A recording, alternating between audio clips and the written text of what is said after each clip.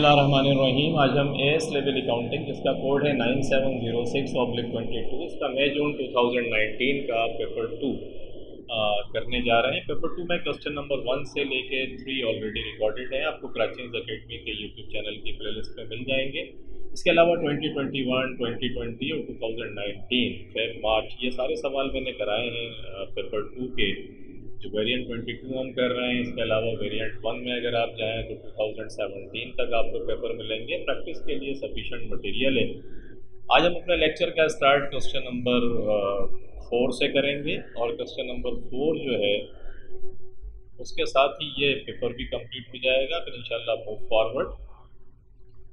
4 में कहता है जैसे is a manufacturer and uses a single raw material to make her product, single raw material ये इस्तेमाल करती है अपनी प्रोडक्ट को बनाने के लिए। The following table shows inventory transactions for the month of March 2019। मार्च के 2019 की ये ट्रांजेक्शंस दी हुई हैं और ये ट्रांजेक्शंस के अंदर ओपनिंग बैलेंस इसने दिया हुआ है 1500 किलोज के अंदर है मटेरियल और पर किलो का रेट दिया हुआ है 1.90, ये ओपनिंग बैलेंस था। मार्च 3 को जो है रिसीट्स हुई हैं, इन्होंने माल ख़रीदा 3500 किलोज मटेरियल ख़रीदा 1.92 पर किलो के हिसाब से। फिर 10 को रिसीट्स हो रही हैं 1.95 के हिसाब से, फिर रिसीट्स हो रही हैं 1500 किलोज $2 पर किलो के हिसाब से। जैसे uses the first in first out method to value our inventory के, अपनी इन्वेंट्री को वैल्यू करने के लिए फर्स्ट इन फर्स्ट आउट का मेथड होता है कि जो मटेरियल पहले आया है उसको हम पहले इशू करेंगे प्रोडक्शन के अंदर और जो बाद में आया है उसको बाद में इशू करेंगे। This is called first in first out method. The following issues तो प्रोडक्शन टुक प्लेस, ये इश्यूज इन्होंने प्रोडक्शन को करे हैं। मार्च की 5th को 3000 किलो इन्होंने प्रोडक्शन को इशू किया और मार्च की 23rd को 4500 किलो इन्होंने इशू करा। ए में रिक्वायर्ड में कहता है calculate the following in dollars, dollars में कैलकुलेट करना है। The value of issues to production on 5th March, 5th March को कितना इशू किया प्रोडक्शन को ये बताइए। The value of issues to production on 23rd March, 23rd March को कितना इशू करा ये बताइए। The value of closing inventory at 31st March and value of closing inventory 31st March को कितना करा, कितनी इन्वेंट्री थी ये बताइए।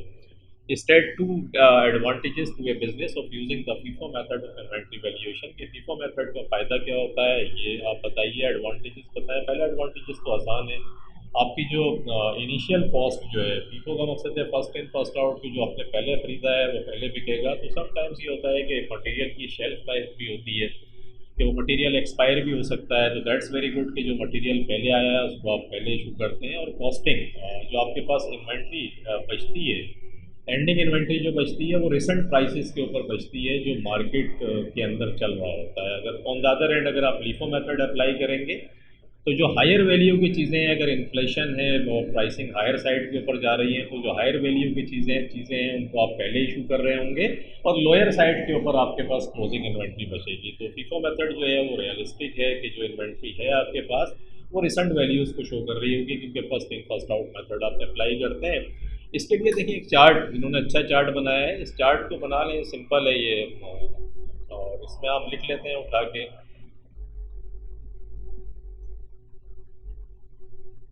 ये एक मेथड है, FIFO मेथड है कि कंपनी का नाम लिखते हैं, वर्किंग आपने करी है, डेट है किलो, डेट है आपके पास किलोस पर किलो का रेट है, इश्यूज हैं और टोटल आ गया। मार्च की 1st को ओपनिंग बैलेंस सवाल में आपको दिया हुआ था 1500 किलोस $1.92 के हिसाब से। देखिए ये दिया हुआ है सवाल के अंदर 1500 किलोज 1.9 के हिसाब से ये रिसीट हुई है। मार्च की 5th को पहली आपके पास इशू हो रहा है, मार्च की 3rd को फिर रिसीट है 3500 यूनिट्स की किलोज की 1.92 के हिसाब से, ये रिसीट्स आप देख लें। फिर मार्च की 10 को रिसीट्स है, पहले मैं रिसीट्स आपको दिखा देता हूँ। ये रिसीट्स आ गई 2000 किलोज 1.95 के हिसाब से, फिर 17 को है 1500 के हिसाब से। तो देखिए ये 10 हो गया रिसीट्स और 17 को रिसीट्स होते हैं। ये तो रिसीट्स आपके पास आ रही हैं जो आपने एज इट इज़ लिखनी है।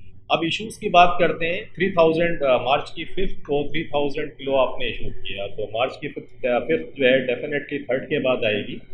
ये जो आप इशू कर रहे हैं 3000 किलोज जो आपने इशू किया प्रोडक्शन को, ये फर्स्ट इन फर्स्ट आउट का मकसद है। सबसे पहले ये 1500 यूनिट्स जो आपके पास पड़े हुए थे ऊपर, पहले आप इसको इशू करेंगे 1.90 के हिसाब से, लेकिन इशू करने हैं 3000 तो फिर उसके नीचे आएंगे। ये जो 3500 यूनिट्स हैं इसमें से 1500 आप यहाँ से लेंगे और 1.92 के हिसाब से इसका रेट लगाएंगे। तो इन दोनों को आप मल्टीप्लाई करके इसका टोटल कर लें तो मार्च की 5th को जो आपने इशू करी उसकी प्राइस आ गई $5,730। फिर रिसीट्स हो गई, फिर इशू आप 4,500 यूनिट्स कर रहे हैं मार्च की 23rd को। आप देखेंगे आगे ये जो 4,500 यूनिट्स हैं ये कैसे आएंगे। ये जो 3,500 था इसमें से 1,500 आपने इशू कर दिया था, अब 2,000 बचा था यहाँ पे, इसको आप लिख लिया करें साइड में। ये 2,000 बचे थे तो पहले सबसे पहले ये 2,000 जाएगा 1.92 के हिसाब से, फिर आप नीचे आएंगे 2,000 ये इशू करेंगे 1.95 के हिसाब से, और यहाँ से 500 यूनिट्स लेंगे $2 के हिसाब से। इन तीनों को मल्टीप्लाई करके टोटल वैल्यू निकाल लेंगे तो $8,740 की इश्यूज़ जो आपने करे हैं उसकी कॉस्ट आपके पास आ गई। बचा क्या आपके पास, ये 1,500 में से 500 ले लिया तो 1,000 यूनिट्स आपके पास बचे, और किस रेट के ऊपर बचे, $2 के हिसाब से बचे। तो ये 2,000 आपके पास वैल्यू ऑफ क्लोजिंग इन्वेंट्री आ गई। तो ये तीनों चीज़ें आपकी कैलकुलेट हो गई इस टेबल की मदद से। ए में उसने कहा था कि जो मार्च की 5th को इशू हो रहा है तो $5,730, मार्च की 23rd को उसने कहा था $8,740, और फिर ये $2,000 जो है वैल्यू ऑफ क्लोजिंग इन्वेंट्री आपके पास आ गई। तो ये सिंपल था, इसमें कोई इतना इशू नहीं था। Simple first in first out method का अगर कंसेप्ट क्लियर है आपका तो बहुत इत्मीनान से आप इसको कर लेंगे। स्टेट 2 एडवांटेजेस, तो 2 एडवांटेजेस मैंने आपको बता ही दिए थे। इजी टू कैलकुलेट है, जो पहले आ रहा है वो पहले इशू करेंगे। Inventory value is closer to current market value, जो मैं बता के आ रहा हूँ कि जो इन्वेंट्री एंडिंग इन्वेंट्री की वैल्यू है वो क्लोजर टू मार्केट वैल्यू है, क्योंकि रिसेंट वैल्यूज़ के ऊपर माल बचा है आपके पास। An accepted method of valuing inventory for the financial statements के लिए एक एक्सेप्टेड मेथड है, आप इसको इस्तेमाल कर सकते हैं। ये आपके पास आ गया। इस सवाल के हिसाब से बात कर रहा हूँ मैं। एडिशनल इन्फॉर्मेशन कहता है the business has 2 production cost centres के 2 प्रोडक्शन कॉस्ट सेंटर है, machining and assembly, and one service cost service centre stores के। जब आप प्रोडक्शन करते हैं तो 2 आपके पास डिपार्टमेंट प्रोडक्शन के हैं, एक मशीनिंग है जहाँ आप मशीनिंग करते हैं, एक असेंबली है जहाँ आप असेंबल करके फाइनल शेप देते हैं उसको, और एक सर्विस कॉस्ट है जहाँ स्टोर है आपका, जहाँ ये इन्वेंट्री आप रखते हैं और इन्वेंट्री फिर वहाँ से इशू करते हैं, जो हम ऊपर देख कर आ रहे हैं। The following budgeted information is available for the year ending 31 दिसंबर 2019 की ये इन्फॉर्मेशन दी हुई है। बजटेड ओवरहेड्स आपको दिया हुआ है, डेप्रिसिएशन है, हीट एंड लाइट है, एंड मशीनरी मेंटेनेंस, आपको 3 चीज़ें दी हुई हैं।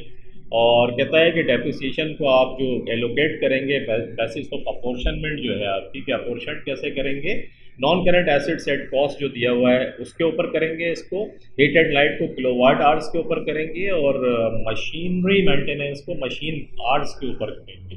जितने मशीन आवर्स जिस डिपार्टमेंट में चलेंगे वहाँ इस कॉस्ट को हम बांट देंगे। आसान लफ्ज़ों में समझाता हूँ, किलोवाट आवर्स इंजन डिपार्टमेंट के अंदर जितने किलोवाट आपने इलेक्ट्रिसिटी इस्तेमाल करी है वहाँ पर इस कॉस्ट को हम एलोकेट कर देंगे उसके हिसाब से, और डेप्रिसिएशन 9760 को नॉन करंट एसेट्स की जो कॉस्ट है उसके हिसाब से कर देंगे। ये production cost centres, the following budgeted information is also available, ये इन्फॉर्मेशन भी अवेलेबल है आपके पास। ये सर्विस कॉस्ट सेंटर है, machining, assembly, stores, kilowatt hours दिए हुए हैं आपके पास, 3 नॉन करंट एसेट्स की कॉस्ट दी हुई है तीनों की। अगर मैं प्लस करूं इनको फॉर एग्जांपल तो 4,200 प्लस 2,100 प्लस 700 7,000 बनता है ये टोटल। इसका मतलब है ये 4,200। अगर मैं किलोवाट आवर्स की बात करूं तो हीट एंड लाइट 13,850 जो आपको दिया हुआ था 13,850, इसको आप क्या करेंगे 13,850 multiplied by 4,200 and divided by 7,000, तो 8,310। ये 8,310 इसका आ गया मशीनिंग का। असेंबली में कैसे करेंगे, 13,850, इस 13,850 को मल्टीप्लाई करेंगे आप 2,100 से इससे, और डिवाइड वही 7,000 से करेंगे।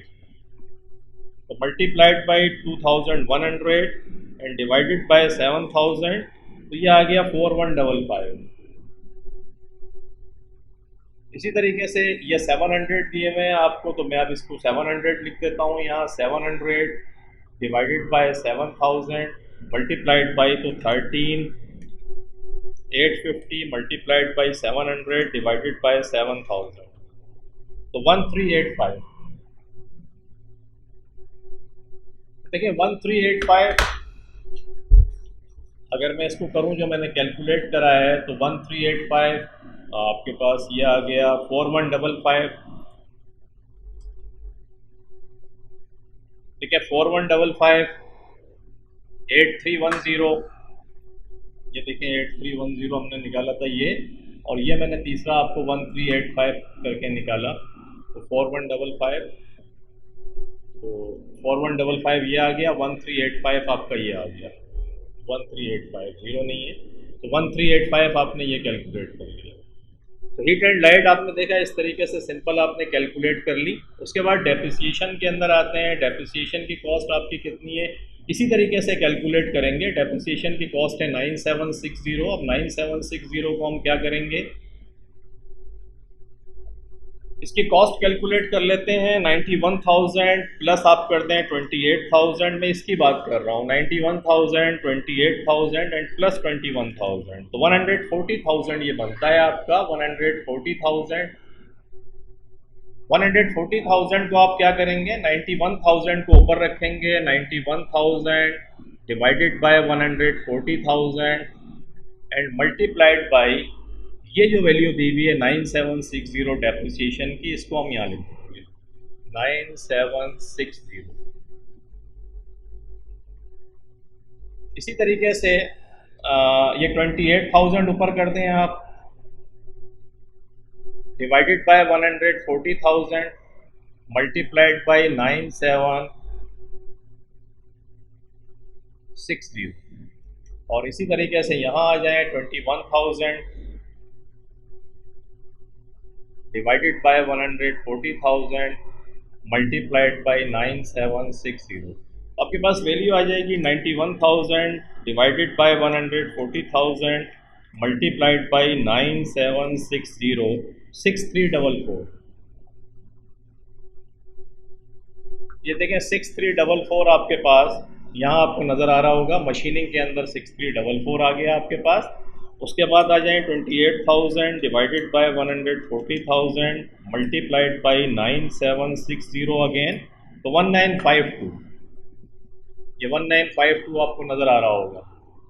स्टोर के अंदर आ जाते हैं, 21,000 divided by 140,000 multiplied by 9760, what you get 1464,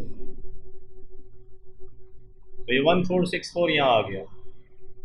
इस तरीके से आपने इसको कैलकुलेट कर लिया। उसके बाद तीसरी कॉस्ट है आपके पास हीट एंड लाइट, लेकिन हीट एंड लाइट की जो कॉस्ट है आपकी, बल्कि सॉरी मशीनरी मेंटेनेंस की जो कॉस्ट है उसकी मशीन आवर्स, और मशीन आवर्स देखें सर्विस कॉस्ट के अंदर नहीं दिए हुए, यहाँ पर दिए हुए हैं मशीन आवर्स। तो ये मशीन आवर्स आपको नज़र आ रहे होंगे, इनका टोटल कर लें 13,400 plus 3350, 16,750।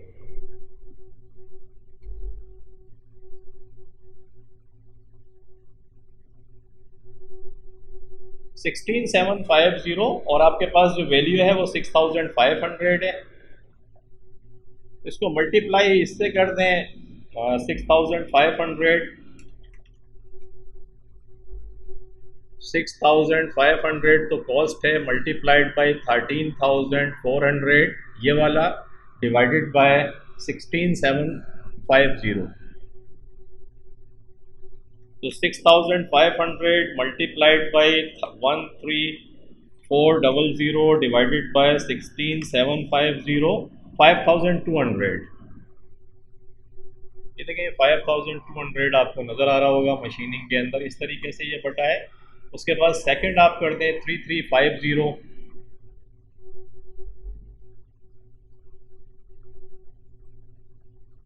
Divided by 16,750 multiplied by वही 6,500 आप कर दें, तो 3350 divided by 16,750 multiplied by 6,500,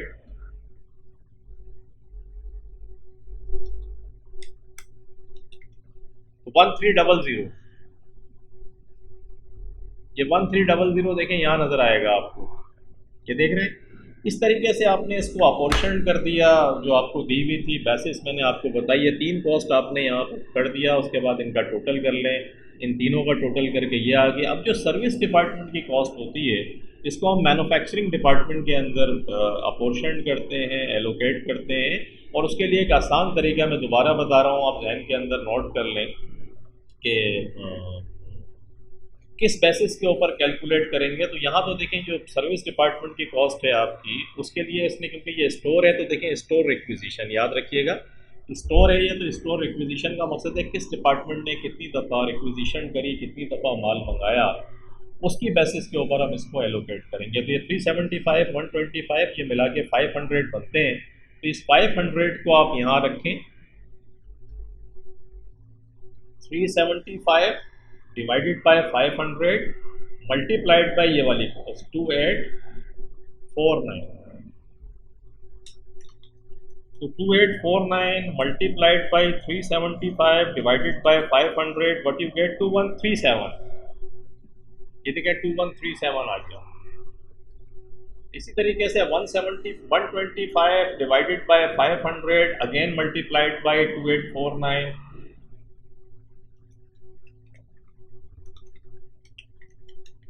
what you get 712। ये 712 आपके पास दिया हो गया। तो ये रीअपोर्शन कर दिया आपने इस कॉस्ट को, सर्विस डिपार्टमेंट की कॉस्ट को। यहाँ ये पूरा देखें यहाँ बढ़ गया इन दोनों में आके, फिर इसका टोटल कर लें, ये टोटल आ गया आपका। टोटल आने के बाद में वो क्या आपसे कहता है वो देख लेते हैं। ये तो आपने अपोर्शन कर दिया, टोटल ओवरहेड कॉस्ट आपने निकाल ली इन दो डिपार्टमेंट की। कहता है calculate to 2 decimal places an overhead absorption rate for each production cost centre using the suitable places. जब ये सुइटेबल प्लेसेस की बात करें तो जहन के अंदर रखिएगा हमेशा, देखें दो चीज़ें हैं इसमें, डायरेक्ट लेबर आर्ट्स भी दिए हुए हैं, मशीन के आर्ट्स भी दिए हुए हैं, दोनों में, मशीनिंग डिपार्टमेंट के अंदर भी, असेंबली डिपार्टमेंट के अंदर भी। याद रखिएगा जो चीज़ जहाँ पर ज़्यादा हो, जैसे इन दोनों के अंदर अगर आप देखें मशीनिंग डिपार्टमेंट में, तो मशीन के आर्ट्स आपको ज़्यादा दिए हुए हैं।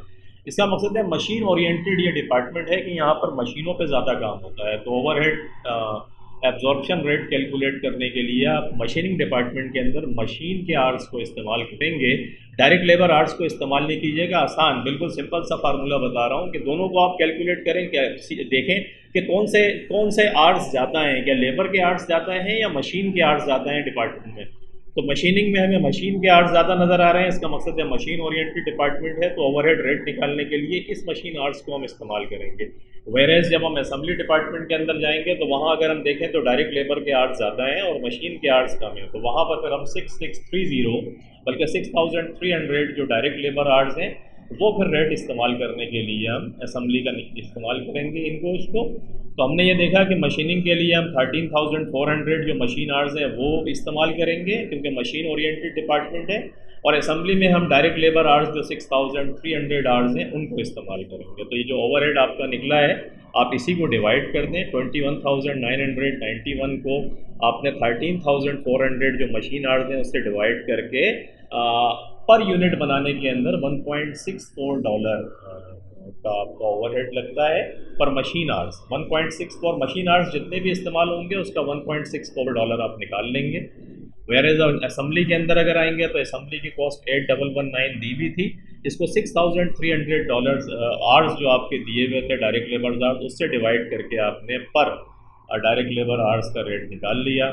तो मशीनिंग के अंदर जो है $1.64 पर मशीन आर्ट्स आपने निकाला कि एक मशीन जब चलेगी अब इस्तेमाल करेगी 1 घंटा तो उसके ऊपर $1.64 ओवरहेड खर्च होगा, और डायरेक्ट लेबर आर्ट्स अगर एक इस्तेमाल करेगी तो ओवरहेड उसके ऊपर $1.29 हमें पे करना पड़ेगा ओवरहेड की कॉस्ट के अंदर।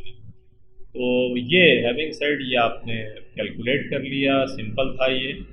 अब आगे आए, आगे कहता है on 1 April 2019 a customer asked JC to quote for an order of 200 units of a product कि 200 यूनिट्स उसका एक ऑर्डर उसको मिला। उसने कहा कि भाई ये बना के मुझे दे दो और इसका ऑर्डर रेट मुझे कोट कर दो। Each unit requires the following, her unit के अंदर ये चीज़ें लग रही हैं। डायरेक्ट लेबर लग रहा है 2.5 आवर्स के हिसाब से 2.5 आवर्स लगेंगे, और हर लेबर को जो हम रेट दे रहे हैं वो $4 पर आवर के हिसाब से पे करेंगे।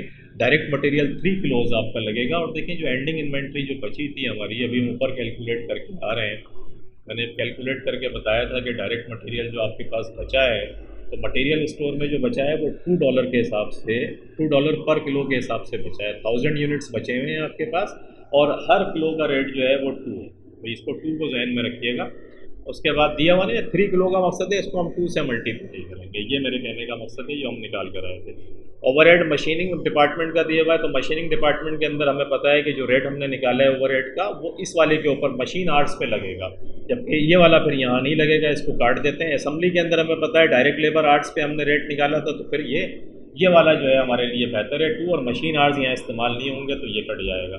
कहता है जैसी marks up all order by 25% के जो भी कॉस्ट आती है उसमें 25% का मार्कअप लेके ये फिर प्राइस कोट करती है, वो इसकी सेलिंग प्राइस होती है। तो बड़ा सिंपल है, हम कैलकुलेट कर लेते हैं और हम चीज़ें हमने सब निकाली हुई हैं, तो ज़िंदगी आसान है। 3 किलो का डायरेक्ट मटेरियल एक यूनिट जब बनाएंगे तो 3 किलो लगेगा, और $2 मैंने अभी आपको बताया, जो ऊपर हमारे पास एंडिंग इन्वेंट्री बाकी बची थी वो $2 के हिसाब से बची थी।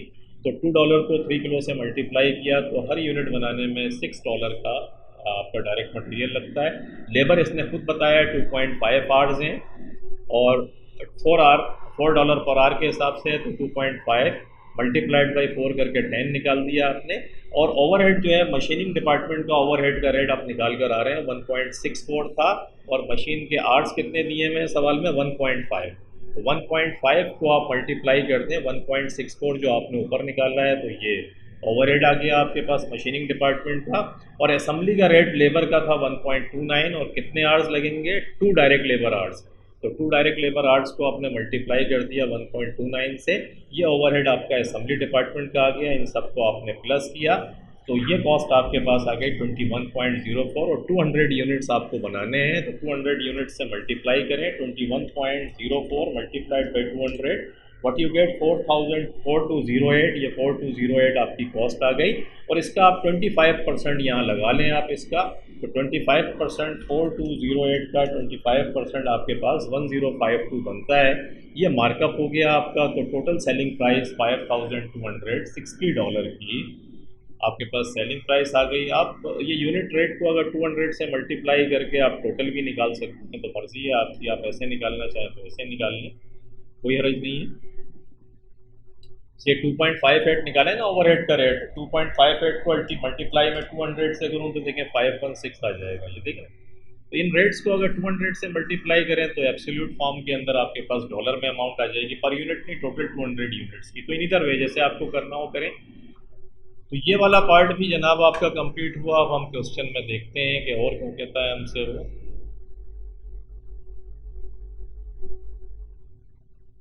The same customer offers to pay Jesse the quoted price less a 10% discount. Jesse is factory has a spare capacity.